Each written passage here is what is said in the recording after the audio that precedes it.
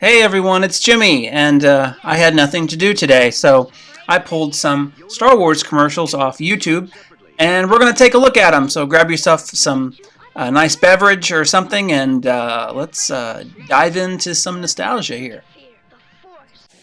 So these early toy commercials are really kind of a testament to the ingenuity of children. And again, we'll see how these change as we go through the toys get more current. I like the parents, like look, the mom is like sitting in the background, just like reading like a catalog. Surprise, surprise! It's Lando in disguise. It's just so clever. And that's classic. That'll come back in later these commercials. So notice how like they made their own little sarlacc pit there, the little bucket that the figures fell into. See, that's what I mean. Like in these early commercials were really showing you like how you could play with these figures with just like look, there's like a styrofoam cup and some saran wrap there that is some kind of like force field they have to take down. And it's like, hey Ewok, so derogatory to that bear. Was that Elijah Wood? I'm not sure. It's just like these commercials would show you how you could play not just with the figures you bought, but you could play with anything. Later that'll change. I mean, everything needs to be for sale or it's not in the commercial. Because in the 90s, everything's for sale. Everything must go. This is just the most classic playset. And look at, he has to move Jabba onto his little dais there, and of course we hadn't seen Jabba move yet. We wouldn't see that until later. That playset's weird though, because like you have to move Jabba out of the way for him to fall because Jabba sits on top of where the Rancor would be, but on the figure there it's only like an inch deep, so it was really weird the way that was all constructed. Playing cards sold separately. See, it's just great. Like somebody was like, well, you know, we have to have something the kids have to put stuff around and make it look interesting, so we'll just use like playing cards and like styrofoam cups, because that's actually what kids do. We all know that because we were there. I played in the bathtub, and like I would take a bar of soap and like stick my figures down in the soap, and like they were kind of like stuck in the soap, like it was quicksand. Kids, we're trying to have a picnic here. Can you please? It's just like anywhere we can film these things. But it's much better to see locations than what we'll see in some of these later unfortunate commercials from the 90s and on. Rebels won't tire till they see the last of the Empire, and Kenner's there with Star Wars Return. So I guess these commercials would just come on like during, you know, Saturday morning cartoons, and I don't have a lot of memories of. Look, there's just like parents back there. They went camping, and they decided to lug along the Ewok playset, probably one of the best playsets that eventually would later become the Robin Hood Prince of Thieves Forest playset. I had that playset as a kid, and it eventually came apart.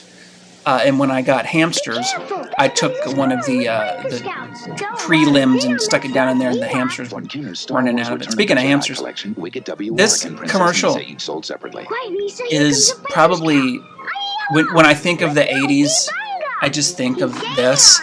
And I think like filmmakers do too, because everyone wants their Stranger Things knockoff to look like this. You know, kids riding around on like scooters and bikes, and it's just something so 80s about it, even though it, you know, wasn't really that way. It's that way in our minds. Princess Misa there, or whatever, was from the Ewoks cartoon. There was no cute Ewok in the movie with a pink bow. Most of them looked like nightmare fuel. Hey, at least they can blink now. I never had the band growing up. I have them now. For some reason, he just sacrificed Sice Noodles to the Rancor. I don't know why. Why would Jabba get rid of these musicians? You know, music is such a delicacy in their world. I don't know what that meant. I think the Rancor was probably like one of the best figures, accessories, whatever, in the entire line. You just kind of had, after you saw Return of the Jedi, you just had to have the Rancor, and the play features are just so great. The mouth would open and close. You could put the Gamorrean guards in his hand. I don't remember. I know you could put the figures in his mouth, but I don't know if he could swallow them whole. I don't know. I guess mine just wasn't all that voracious, so it wasn't eating all the figures. It was just kind of gnawing on them and whatnot.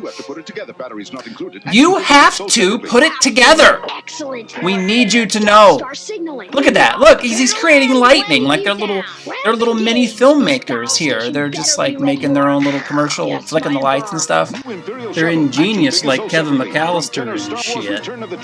It just feels so handmade. Out of Star Wars and into your hand. It's an exclusive. Speaking of handmade, are the opposite of that, because now we've gone into 90s commercials. Nowadays, this is crazy that you could clip two pieces of cardboard off a cereal and send it in and get an action figure.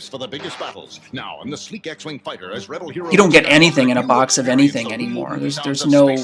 The idea of a prize in a cereal box is just a strange foreign concept. See, we've really lost some of the handmade quality with these 90s commercials. Like the backdrop here of the woods. This is not something that you would be able to accomplish at home. Which those other commercials, we had like styrofoam cups and saran wrap. And wow, talk about a relic of its time. Look at this. Everything about this is weird because this was just like a book series that they turn into figures, and now this is not canon in any way, shape, or form. Dash Rendar.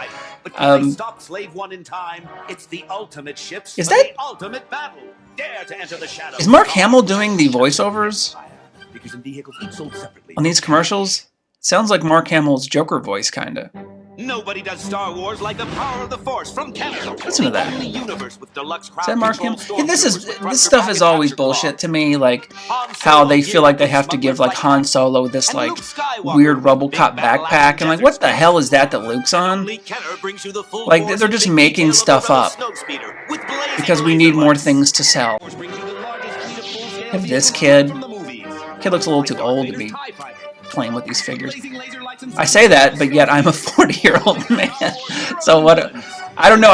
I'm not sure if kids who look like that were surprise, surprise. It's Lando in disguise. See, they brought that back, kind of. Now you're part of. See, now you can be part of the movie. Nobody does Star Wars like oh my gosh, so we're hawking our special edition wares. See, I'm cynical about this now. I wasn't then. Did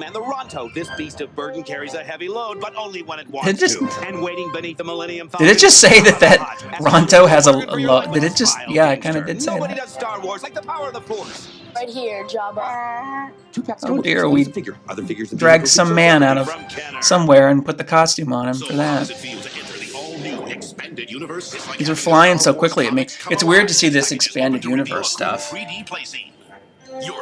It's something we used to do.